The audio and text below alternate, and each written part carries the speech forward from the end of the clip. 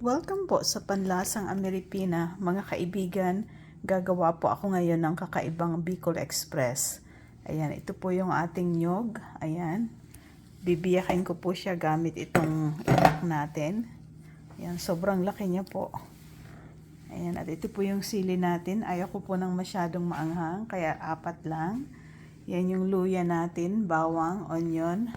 At ang kakaiba po mga kaibigan ay gagamitan ko po siya ng tofu na extra firm instead po ng karne. Kasi pag tumatanda na tayo, bawal na ang karne. Ayan, at ito po yung ating shrimp or yung balaw na tinatawag sa Bicol. Excited po ako mga kaibigan kasi first time kong gumawa nito. Abangan nyo po. Ito na po yung ating tofu. Yan, niluto ko muna po siya sa air fryer para hindi po siya magkalasog-lasog pag niluto ko. At ito na po yung kinayod ko na nyog. At ito na po yung balaw natin or yung shrimp na maliliit. At hinugasan ko po yan ng 4 na beses. At ito na po ang ating tofu Bicol Express.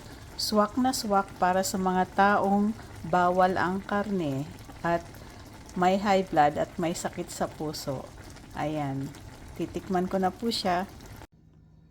Ito na po mga kaibigan ang ating tofu Bicol Express. Titikman na po natin siya. Kain po tayo.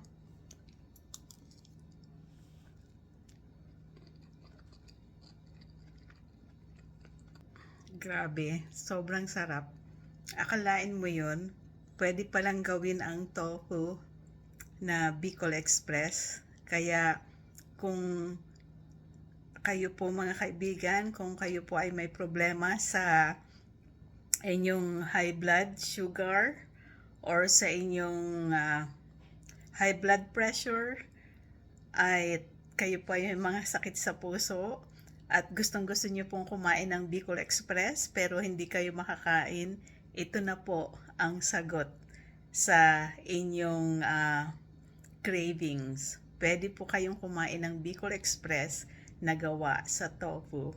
Maraming salamat po sa mga followers ko at patuloy niyo pong tangkilikin ang mga videos at reels ko at mag-ingat po kayo. Abangan niyo po ang muling paglipad ni Darna. Bye-bye po!